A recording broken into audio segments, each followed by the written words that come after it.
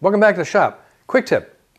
We want to keep the finishes off our workbench when we're painting or finishing a piece. Keeps the bench flat. We don't have to sand it or scrape it as often to keep it nice smooth surface. And step one is go to your local home center and get a roll of this 35-inch wide contractor's paper. This is the stuff they lay on floors, cover up when they're to keep dust and dirt and stuff off of finishes. The next step is to build a mount like so. This is scrap wood. It's 2 pieces glued and screwed on either end, drilled 7/8 for a 3/4 inch dowel so that it fits over your workbench like that with a little bit of slop. Okay, and then the next step is to trim this to length. Now, this is paper. What's paper made out of? Wood. So we're going to go over to the chop saw, and we're going to cut this to the correct length. And notice how a pencil magically appears in my pocket. So the first step is I want to trim off one end flush. It has a bit of a tube that sticks out on either end, and I just kind of want it flush and clean. So we're going to take up the chop saw, just take it to the end, and trim the end off.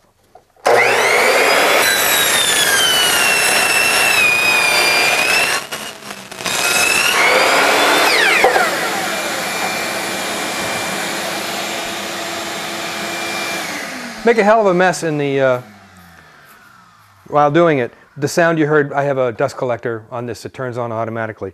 So now this end is nice and flush.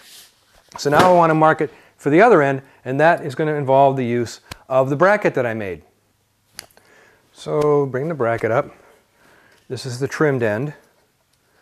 Bring it up, so, and I want, just about a little over 1/8 of an inch clearance. And that's it. So that's the line I want to cut it on. Put all my tools away. Now, bring it up to the cut line and whack away at it.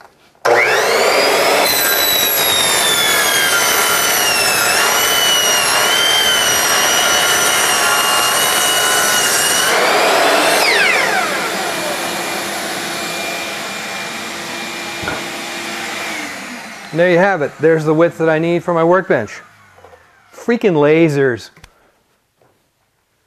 I guess just about everybody can see where I'm going with this. Check the fit. Yeah, that fits nice. It's not too loose.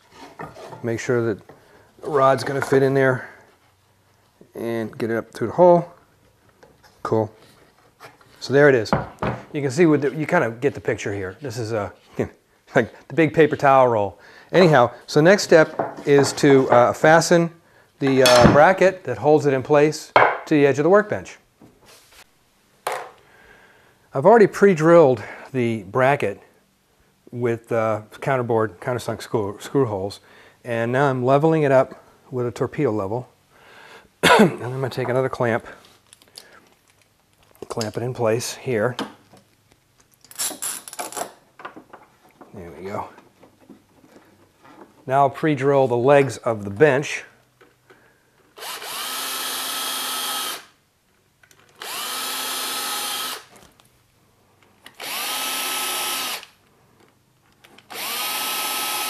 I'm doing it down low like this so it's below the level of the shelf, and it's also low enough where it shouldn't interfere with any work pieces I might have on the bench, on the side of the bench. Now to fasten it.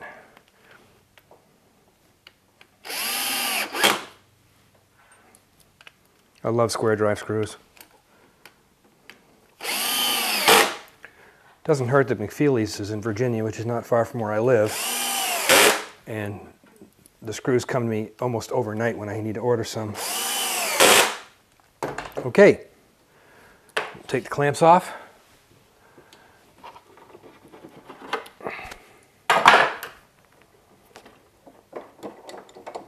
Now I'll get the paper and the rod.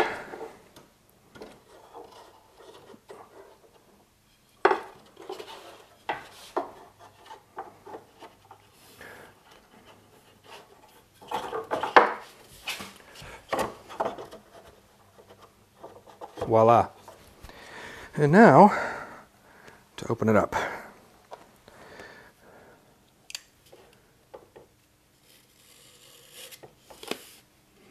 And there it is, mounted in place.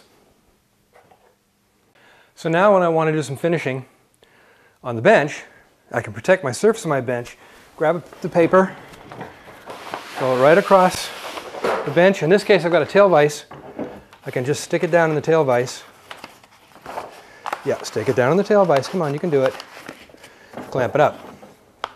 There. My bench is protected. I can do anything I want on here and not hurt the finish of the wood, not leave gobs of goop behind. That's it. Quick tip of the week. Well, month or year, whatever. Hopefully I'll have another one soon. I'm hoping to film a new violin video sometime today, as a matter of fact. So that's it. Have a great one. See you next time.